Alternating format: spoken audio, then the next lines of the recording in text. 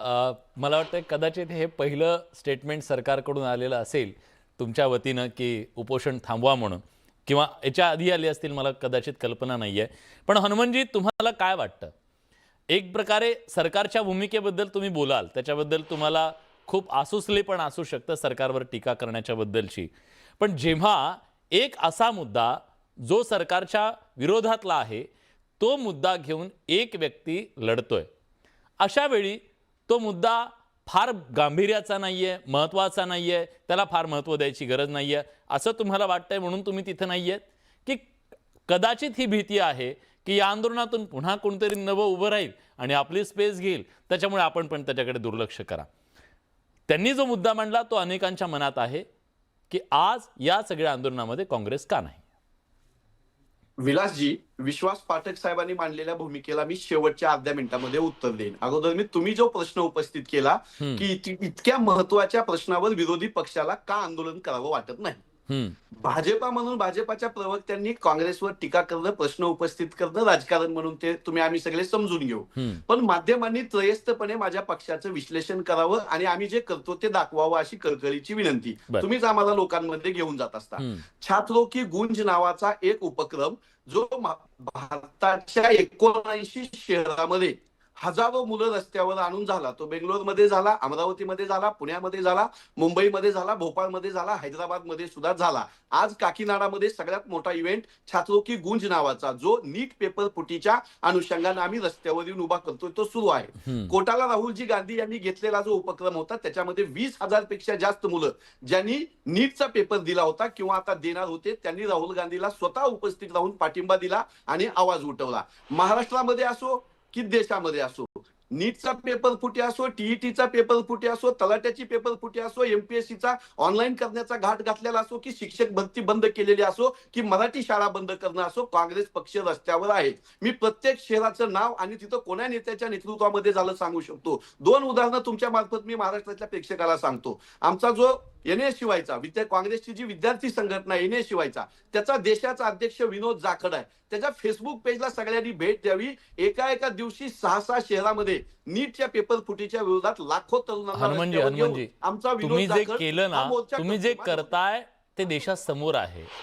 माझा मुद्दा जो होता त्याच्याबद्दल लोकांमध्ये काम जाऊ द्या ना माझं. एनएसयूआयचं सांगितलं मी. युवक काँग्रेस आमचा उदय बानू चीब नावाचा राष्ट्रीय अध्यक्ष, आमचे महाराष्ट्राचे शिवराज मोरे अध्यक्ष, एनएसयूआयचे सागर साळुंके, नांदेड मधला आमचा सहकारी तुषार देशमुख असेल, ही सगळी मंडळी विद्यार्थ्याच्या प्रश्नावर जिल्हा पानाच्या आवृत्त्या काढून बघा. लाखो विद्यार्थ्यांना घेऊन रस्त्यावर आहेत. आज मी नांदेड मधून बोलतोय. नांदेडच्या जिल्हाधिकाऱ्यांना विचारा विद्यार्थ्याच्या प्रश्नावर आम्ही आज किती मोठा मोर्चा काढला, पण तो दाखवायचा नाही, त्याची चर्चा होऊ द्यायची नाही. राहुल गांधींनी कोर्टामध्ये बोललेल्या लेकरांना तुम्ही दाखवत नाही. त्यामुळे राहुल गांधी काहीच करत नाहीत, काँग्रेस काहीच करत नाही, रस्त्यावर काँग्रेस उतरत नाही. खोटं आहे. पावसाळी अधिवेशनामध्ये पेपर फुटीच्या संबंधाने आणि ऑनलाईन परीक्षेच्या संदर्भाने काँग्रेसच्या आमदारांनी केलेली विनंती तुम्ही आवर्जून दाखवा, म्हणजे माझा पक्ष काय करतो ते कळेल. राहिला प्रश्न विश्वासजी पाठक यांनी केलेल्या आरोपांचा. राहुल गांधीला प्रश्न विचारताय, 100 खासदार असलेल्या माणसाला प्रश्न विचारताय. नरेंद्र मोदी काय करतायत? मोराला दाणे खाऊ घालतायत पंतप्रधान कार्यालयामध्ये. शिक्षण मंत्र्यांनी राजीनामा का देऊ नये? 22 पोरांनी जीव दिला नेटचा पेपर फुटला म्हणून. त्या 22 पोरांच्या जीव देण्याची किंमत तुम्ही एक राजीनामा घेऊ शकत नाही. शिवाजीराव पाटील निलंगेकरांनी त्यांच्या मुलीचे मार्क वाढवल्याचा आरोप झाला, जो आज तागायत सिद्ध झाला नाही, राजीनामा दिला होता. युपीए 1 युपीए 2 मध्ये 9 मंत्र्यांचे आम्ही राजीनामे घेतले. एकाही मंत्र्यावरचा गुन्हा सिद्ध झाला नाही, तरी आम्ही राजीनामे घेतले. तुम्ही आमच्यासोबत तुलना करता. धर्मेंद्र प्रधानला राजीनामा द्यावा लागेल. 22 मुलांच्या मृतदेहावर उभा असलेलं हे शिक्षण मंत्री हे केंद्र सरकारला हटवावेच लागतील. या प्रश्नासाठी काँग्रेस लढते, याच प्रश्नासाठी सोनम वांगचुक आणि सीजेपी लढते. आम्हाला त्यांचा अभिमान आहे, आम्ही त्यांच्या सोबत आहोत. त्यांचा जीव वाचला पाहिजे आणि 22 मुलांच्या कुटुंबियाला न्याय भेटला पाहिजे. 24 लाखापेक्षा जास्त मुलांना नीटचा डबल पेपर द्यावा लागला. तो मनस्ताप झालेला विश्वास पाठक सर भरून देणार आहेत का? ठीक आहे, तुम्ही तुमची भूमिका आज सांगितली. कदाचित पक्षाच्या वतीनं अजून अधिकृतपणे ती सांगितली जाईल, पण तुम्ही या व्यासपीठावरून सांगितले की आम्ही त्यांच्या सोबत आहोत. ठीक आहे, बाकी राजकारण म्हणून तुम्ही एकमेकांवर आरोप प्रत्यारोप करू शकता. आपल्यासोबत ॲडव्होकेट जयेश वाणी आहेत. सर माफ करा, युवराज सर आणि डॉक्टर, मी तुमच्या आधी सगळ्या राजकीय प्रतिक्रिया घेऊन तुमच्याकडे येणार आहे ह्या सगळ्याचं ॲनालिसिस करण्यासाठी. जयेश, मुद्दा त्यांचा हा आहे की ज्या मुद्द्याच्या अनुषंगानं ही लढाई सुरू झालेली होती तो मुद्दा आम्ही संपवला. नीटच्या परीक्षा पुन्हा एकदा नीटपणे घेण्याचं काम आम्ही केलं. एअरफोर्स काय काय नाही ते सगळं लावलं आणि आमची चूक सुधारली. म्हणून आता जो मुद्दा उपस्थित करून हे आंदोलन सुरू आहे त्या आंदोलनामध्ये मुद्दाच उरलेला नाहीये, त्यामुळे त्याला फार लक्ष द्यायची गरज नाही असं त्यांचं म्हणणं आहे. पण तुम्हाला असं का वाटतं की या आंदोलनाच्या मुळे मंत्र्यांनी राजीनामा दिला पाहिजे?